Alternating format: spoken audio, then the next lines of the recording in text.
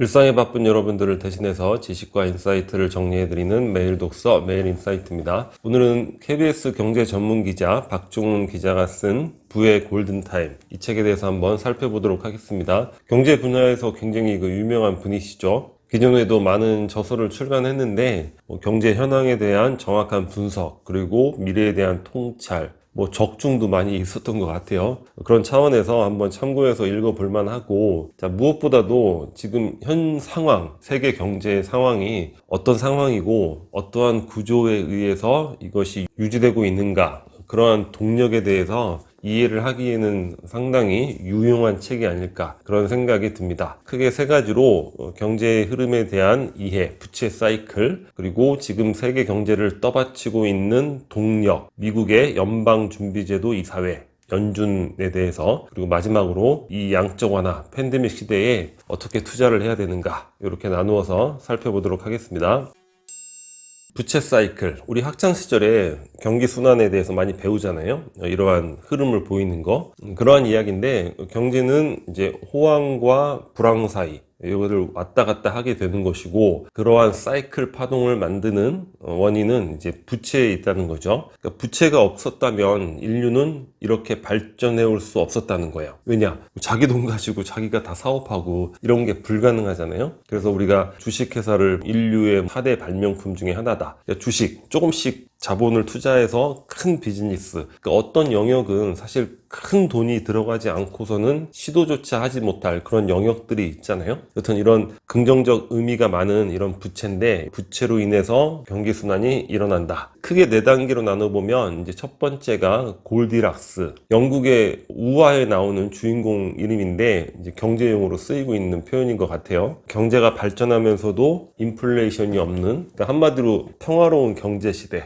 골디락스가 되겠죠. 그러면서 이제 차츰 버블이 쌓여가는 것이고, 그러한 버블이 스스로 강해지는, 자기 강화 현상이 생긴다는 거예요. 그러다가 이제 버블이 어느 정도 감당하지 못할, 그러니까 실물 경제가 감당하지 못할 수준에 다다르면 붕괴가 되는 거죠. 그리고 어려운 시기, 불황이 오고, 그 불황에는 과도한 부채에 이제 살을 빼는, 군사를 빼는 좀비 기업을 퇴출한다거나 이러한 디레버리징 현상이 발생을 한다고 합니다. 지금 현재 상황을 어떻게 판단할 것인가, 이게 상당히 어렵죠. 지금 현재는 다가올 미래가 판단해 주겠죠. 사실 코로나 팬데믹이 오기 전에도 미국의 10년 장기 호황, 버블이 많이 커졌기 때문에 이런 버블이 붕괴할 것이다, 전문가들의 예언이 상당히 많았어요. 근데 지금 연준의 양적 완화에 힘입어서 주가가 반등을 했죠. 과연 이것이 골디락스로 다시 재진입하는 호황의 반등인가, 또는 데드캣 바운스, 이것도 경제용어인데, 죽은 고양이를 옥상에서 떨어뜨리면 죽었지만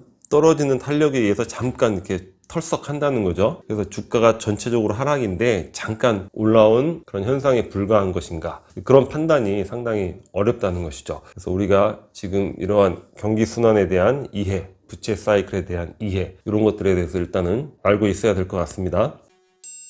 자, 좀 전에 부채 사이클을 바탕으로, 그러면 지금 버블 붕괴가 되지 않고 다시 반등을 하고 있는 이런 상황을 누가 지키고 있는가, 그 부분인데, 바로 세계 경제를 떠받치는 아틀라스, 제우스한테 이 세계를, 이 하늘을 바치고 있으라는 형벌을 받은 그런 그리스 신화에 나오는 인물이죠. 아틀라스, 연방준비제도 이사회입니다. 줄여서 연준, 영어로 Fed라고 부르죠. 탄생은, 미국은 원래 이 중앙은행이 없었다는 거예요. 왜냐하면 민간은행의 입김이 워낙 강해서 민간은행들이 자기 이익을 위해서 중앙은행을 만드는 것을 지속적으로 방해를 했다는 거예요. 근데 그러다 보니까 이런 경기 불황 같은 게 닥쳐왔을 때, 또 경제 위기, 민간은행들이 스스로 문제를 해결해 나가는 이러한 기현상들이 과거에는 있었나 봐요. 그러다 보니까 더 이상은 안 되겠다 해서 중앙은행을 만들자. 근데 정부의 입김이 닿지 않는, 그러니까 민간은행들의 출자로 인해서 만들어진 거죠.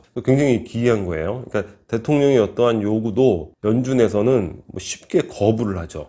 금리를 내려라. 왜냐하면 대통령은 정치인이니까 유권자의 표심을 얻기 위해서는 경기 호황이 필요하잖아요. 일시적으로라도 금리를 내리시오, 해도 안 느리죠. 연준의 독립성이 이 탄생의 어떤 구조에서부터 특징이 되는 거죠. 연준이 이렇게 1900년 초반에 만들어져서 이렇게 쭉 지속해 왔는데, 그래도 우리에게 익숙한 연준 의장 하면 1980년대에 폴 볼커, 당시 미국에는 연 한 10% 20%씩 엄청난 인플레이션이 있었다는 거예요. 지금으로서는 상상하기 어려운데 폴 볼커가 금리를 20%까지 인상하면서 인플레이션을 잡았다고 합니다. 앨런 그린스펀은 거의 20년 가까이 연준 의장을 했고 굉장히 익숙한, 폴 볼커가 거의 20% 이상까지 금리를 올렸는데 그린스펀은 그거를 조금씩 내리면서 경기 호황들을 계속 만들어 온 그런 의장으로 기억이 되고 있습니다. 물론 2000년대 이후에는 금리를 올려야 될 시기임에도 불구하고 계속 저금리를 유지해서 2008년 금융위기의 원인을 제공하지 않았냐, 이런 비판도 받기도 하고 본인 스스로도 그런 부분에 대해서 시인을 하기도 했죠. 그 이후에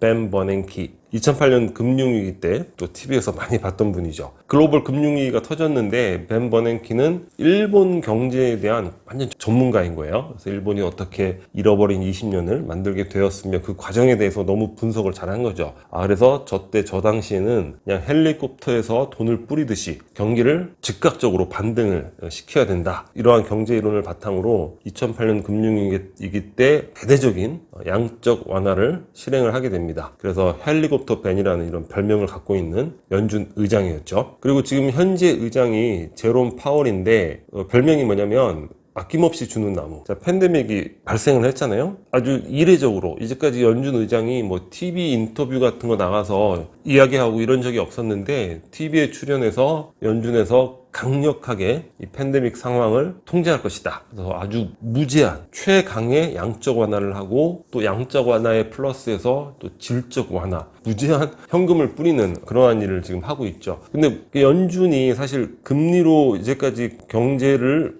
통제해온 그런 수준이었는데 이렇게까지 강력하게 돈을 뿌리면서 과연 경제를 살려낼 수 있을 것인가. 그래서 우리가 지금 현재 세계 경제를 우리가 바라보는 중요한 포인트가 뭐냐면 이 연준이 계속해서 자산 가격을 떠받칠 수 있을까? 실물이 살아나지 않음에도 불구하고 계속해서 이러한 양적 완화를 유지할 수 있을까? 또는 그러면서 그 양적 완화가 유지되면서 결국 실물이 회복될 수 있을까? 또는 무제한 양적 완화를 했는데도 소용이 없는 거예요. 그러면 그 다음에 제3의 카드는 도대체 무엇이 있는가? 제로금리, 마이너스 금리 이런 것들이 거론되고 있는데 부작용도 만만치 않다는 거죠. 책을 읽다 보면 왠지 답답한 마음도 들고 우리 모두 불황이 오는 것을 반기진 않죠. 그죠? 현 상태가 유지되면서 뭔가 평화롭게 지속되길 바라는 것이지 우리가 과거에 IMF, 글로벌 금융위기 그런 거 또다시 경험하고 싶지 않잖아요. 그게 상당히 읽으면서 답답하기도 하고 걱정되기도 하고 그런 마음이 많이 들었던 것 같습니다. 그러면 이 양적 완화 시대에 도대체 어떻게 투자를 해야 되냐? 지금 화폐 가치를 제외한 모든 부동산, 주식, 원자재, 금 모든 것들이 가치가 향상되고 있는데 지금 내가 계속 현금만 쥐고 있을 수는 없으니까 어떻게 투자를 해야 되는가, 그런 부분이에요. 자, 미국 국채는 지금 기준금리가 0%에서 0.25%, 더 이상 내려갈 데가 없죠. 국채 가격이 상승하기는 어렵기 때문에 적절한 지금 투자 수단이 되기는 어렵다. 기존에는 주식 투자의 위험 회피 수단으로 이제 국채 투자를 이제 포트폴리오로 같이 구성을 했는데 그런 측면에서는 지금 별 효용성이 없다, 이렇게 얘기를 하고 있습니다. 근데 그래도 국채는 안전자산이니까 국채 투자를 하게 되면 인플레이션을 대비해서 물가 연동 국채가 있다는 거예요. 그래서 물가 연동 국채를 하거나 찰스 슈왑 ETF 상품에 투자를 하는 것이 어떤가, 이렇게 권유를 하고 있습니다. 그 다음이 달러 투자인데 장기적으로 환율이 계속 우상향하고 있죠. 저희 어렸을 때 800원 이 정도 기억을 하고 있는데 그 뒤에 물론 IMF 때 일시적으로 2,000원까지 올라가곤 했지만 다시 900원, 1,000원 이렇게 유지가 됐잖아요. 근데 최근에는 항상 환율하면 정확히 그날 환율이 얼마인지 모르지만 느낌에 1,100원, 1,200원 이 사이, 그러니까 장기적으로는 우상향을 하고 있다는 거예요. 이유가 이제 국내 산업이 가격 경쟁력을 잃어가기 때문에 그리고 또 수출 위주의 국가니까 그런 부분들, 위기가 닥칠 때 달러가 급등하는 기간이 뭐 2, 3개월 정도였다고 이야기를 하고 있습니다. 달러 투자를 하게 되면 지난 3년간의 평균 환율하고 비교해서 좀 유리한 시기에 구입을 했다가 급등 기간에 이제 뭐 또 환전을 한다거나 뭐 이런 식의 투자법 이야기하고 있습니다. 또 금에 대해서 이야기를 하고 있는데, 박종훈 기자가 이제 그 이전의 저서에서 금 투자를 이야기를 했다는 거예요. 그랬더니 뭐 댓글 반응들이 뭐야? 이러면 생뚱맞은 금? 이런 반응들이 많았다고 이야기를 하는데, 그 책에서 이야기했듯이 금에 투자를 했으면 지금 한 30-40% 정도의 수익을 볼 수 있었다. 이런 은근한 뭐 자기 자랑도 좀 하고 있습니다. 근데 지금은 이게 경제적 파국, 그러니까 우리가 지금 생각하는 여러 가지 시나리오 중에서 있으면 안 되는 시나리오지만, 그런 상황에 대비를 한 측면에서의 포트폴리오 구성에 이제 금이 들어갈 수 있다는 거죠. 그다음에 미국 주식인데 지난 100년간 모든 자산들 다 통틀어서 최고의 수익을 낸 자산이 바로 미국 주식이었다는 거예요. 최근 10년, 20년만 봐도 지금 우리나라 한국 어떻습니까? 거의 박스권이죠. 거의 2000선에서 위아래. 근데 이게 우리나라뿐만 아니라 뭐 거의 다 그렇더라고요. 영국, 프랑스, 뭐 이태리, 뭐 여러 나라들, 일본도 조금 뭐 아베 양적 완화 때문에 조금 올리긴 했지만 거의 대부분 박스권인데, 미국만 나홀로 지난 10년간 또 2배 이상 주식 가격이 올랐다는 거죠. 인구 고령화, 뭐 이런 경제 생산 인구가 감소하고 이런 문제들이 있는데, 미국은 그런 것들이 없죠. 끊임없이 외부 인구가 유입이 되면서 평균 연령도 젊고, 이러한 그 빠른 인구 증가, 그러니까 경제 규모가 확장이 되고 있고, 또 혁신, 기술 혁신을 바탕으로 한 기업들이 많이 있죠. 가파라고 하는. 또 문화 자체가 미국은 주주이익을 극대화하기 때문에 돈만 벌면 자사주 매입해서 소각하고, 그러니까 전체 주식 수가 줄어드니까 주식 가격이 또 굉장히 올라가는 거죠.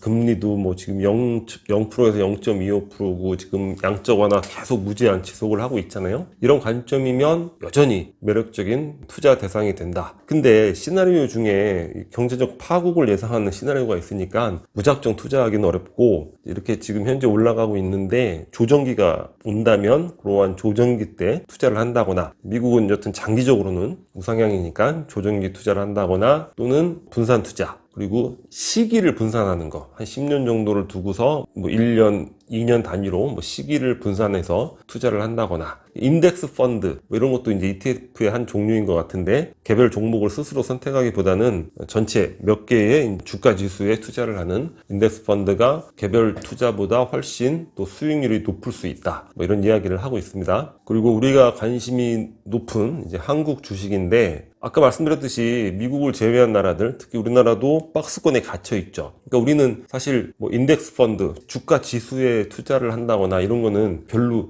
의미가 없을 것 같아요. 그래서 주도주, 그러니까 시장을 주도해 나가는 그런 주도주 중심으로 이제 완전 장기 투자도 어렵고, 중기 투자 또는 단기 투자가 적절하다 이야기를 하고 있습니다. 최근 1, 2년 사이에는 자동차 배터리 관련된 뭐 이러한 분야들, 그리고 뭐 2차 전지 그런 것들, 그리고 코로나 때는 또 바이오 관련 이런 부분들이 주도주 역할을 하고 있지 않은가. 그리고 유튜브에 대한 얘기를 하는데, 유튜브에서 주식 방송하시는 분들 많잖아요. 그래서 모든 유튜브들이 어떠한 종목에 대해서 이야기를 하면 그거는 그 주식이 오를 때까지 올랐다는 것을 의미한다, 뭐 이런 이야기도 얘기를 하고 있습니다. 그래서 누구나 다 권한다고 해서 그때 투자가 들어가면 막차를 타가지고 오히려 주가 하락기에 비자발적 장기 투자를 할 가능성도 있다, 뭐 이런 이야기를 하고 있습니다. 그리고 중국과 신흥국 주식은 결론적으로 안 하는 게 낫다. 물론 아무도 모르는 거지만 일반적으로는, 왜냐, 중국은 물론 경제 성장이 있지만 미국은 자사주를 매입해서 소각을 하죠. 근데 중국은 주가 지수는 거의 비슷비슷한데 주가 총액은 거의 3배 이상 늘었더라고요. 뭐냐면 그만큼 자사주를 더 발행을 하는 거죠. 그러니까 개별 주가가 오르질 않는 거야. 뭐 이런 측면도 있고, 뭐 브라질이나 인도나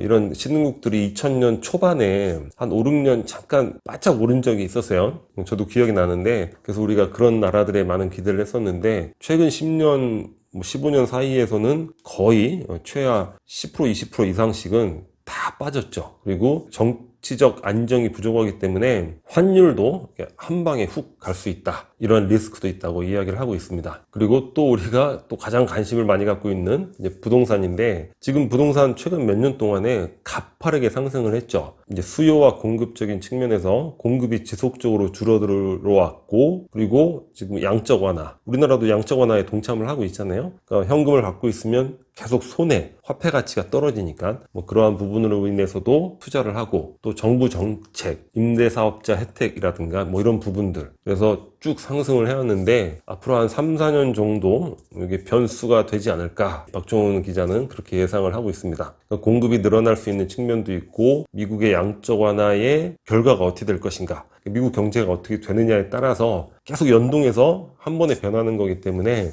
미국의 양적 완화가 이제 어떻게 어떤 결론을 맞을 것인가, 뭐 이런 부분들. 그래서 투자 전략 중에 하나로, 자, 저가가 될 때까지 기다리는 것도 하나의 전략이 될 수도 있다, 뭐 이런 이야기를 하고 있습니다. 사실 미래는 아무도 모르는 거니까, 그죠? 마지막으로 이 박종훈 기자가 이야기하는 거는 다 좋다는 거예요. 현금이 가치가 내려가니까 어떠한 투자라도 뭐 분산을 하던, 포트폴리오를 뭐 구성을 하던, 아니면 시기를 조정해서 뭐 조금씩 하던, 뭐 투자는 이제 이루어지는 것이 유리한데, 중요한 건 굉장히 불투명하잖아요. 지금 과도하게 빚을 내서 투자를 해서 안 된다, 이건 너무나 당연한 것이고, 그리고 현재 가지고 있는 빚에 대해서, 부채에 대해서도 잘 관리를 해나가야 된다, 이렇게 얘기를 하고 있습니다. 그래서 빚의 상한선을 정하라는 거죠. 박종훈 기자는 한 30% 정도, 자기 수입의 30% 이내에서 이자와 원리금이 나갈 수 있는 뭐 이런 부분들 이야기를 하고 있는 것 같아요. 마지막으로 제가 개인적으로 투자에 관해서 드리고 싶은 이야기는, 결국 우리가